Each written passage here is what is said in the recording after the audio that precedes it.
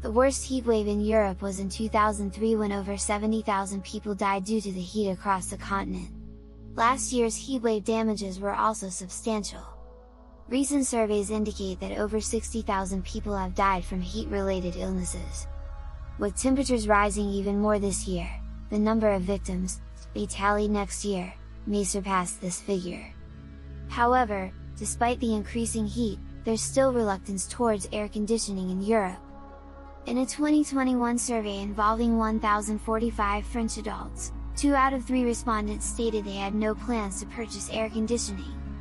According to industry estimates, last year, 18,000 people died. In Italy, the worst hit country, only 7% of households have air conditioning. Spain, the second most affected country, has an air conditioning prevalence of 11%. In France, which topped the list in 2003, only 5% of households have air conditioning. The UK and Germany, each with thousands of annual heat-related deaths, have air conditioning in only 5% and 3% of homes, respectively. Why don't economically capable Europeans invest in air conditioning? There are quite complex factors at play. Firstly, it's the weather. It's simply not hot enough to warrant air conditioning. In Paris, for instance, the average maximum temperature in July is only around 25 degrees Celsius. There's no tropical heat wave.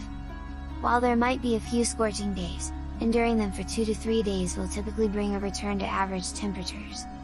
Additionally, low humidity means that even on very hot days, shade provides relief, making European weather quite tolerable. As a result, homes, as well as restaurants, cafes, and hotels without air conditioning, are common. Most public transport, such as buses and subways, lacks air conditioning. Even hospitals generally lack cooling facilities, except for operating rooms. The problem is that this is becoming a story of the past. Since 2000, extreme weather events have intensified, and Europe's weather is witnessing an increase in statistically exceptional days. Berlin, Germany, where the average maximum temperature is lower than Paris, suddenly reached 38 degrees Celsius last year. The UK Met Office now warns that the likelihood of London experiencing temperatures exceeding 40 degrees Celsius has become 10 times higher. Secondly, historical factors are significant. The modern concept of air conditioning was pioneered by William Carrier in the early 20th century in the United States. Many air conditioners still carry the name Carrier, after the company he founded. At that time, the US was undergoing rapid industrialization and urbanization.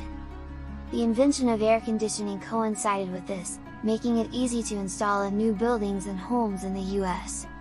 As a result, research indicates that the United States saw a 40% decrease in heat-related deaths due to the widespread use of air conditioning. However, European cities were already filled with buildings that were centuries old before the advent of air conditioning. Retrofitting existing buildings with air conditioning was significantly more expensive than installing it in new constructions. In Europe, air conditioning couldn't gain a significant foothold due to the cost implications, especially considering that many buildings were rebuilt after extensive destruction during World War II, presenting an opportunity to install air conditioning. However, Europe lacked the economic leeway for widespread adoption.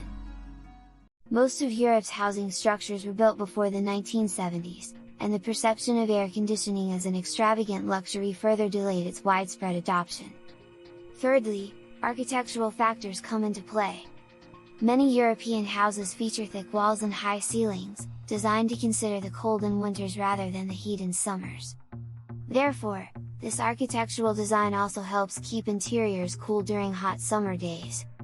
As a traditional practice, Europeans used to let in the cool morning air and then close all doors to trap it inside during the summer. However, this traditional method proved ineffective when the heat persisted, as revealed in 2003. The thick stone houses in France, which usually provided a cool haven during the summer, became heated and exacerbated the situation. In that year, France alone witnessed nearly 15,000 heat-related deaths. Due to the holiday season, there was a lack of personnel to handle the crisis and families to claim the bodies. This led to a horrifying situation where bodies had to be stored in refrigerated warehouses near Paris. Fourthly, stringent regulations also contribute to the suppression of air conditioning. In Europe, older buildings face strict criteria for air conditioning installation. If a tenant wishes to install an air conditioner, they must first obtain permission from the landlord and then secure approval from the authorities. The bureaucratic processes in Europe are notoriously slow, often taking 6 months or more, practically extending beyond the summer. Moreover, the legal restrictions are stringent, making it challenging to obtain official approval. In most European countries, outdoor units must be placed at least 4 meters away from the windows of neighboring houses. However, the old city centers in Europe often have narrow alleyways, and houses are tightly packed together, leaving virtually no space to install outdoor units. Moreover, in some countries, there are regulations that prohibit outdoor units from being visible from the street to preserve the aesthetics of the city. Essentially, this implies discouragement or even a prohibition of installing air conditioners. As a result, air conditioners in European homes are often portable rather than fixed or system types. Fifth, the cost of electricity is exorbitant for using air conditioners. High electricity prices in Europe have been a long-standing issue, averaging more than twice that of the United States. In Germany, it's about 3 times as expensive.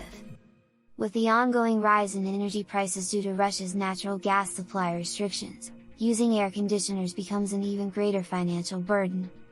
Additionally, during peak hours, electricity costs increase even more. Consequently, governments across Europe are cautious about the proliferation of air conditioners due to concerns about potential energy shortages. Additionally, Europeans have traditionally coped with the hottest periods by taking extended vacations or embracing midday naps, thereby reducing the perceived necessity of air conditioning. However, as heat waves become more frequent and prolonged, Europeans are gradually realizing that, apart from air conditioning, there are few viable alternatives. Recent experiences have made it increasingly clear that extreme heat can indeed be life-threatening. Nevertheless, this only accelerates the advent of a frightening world of abnormal temperatures.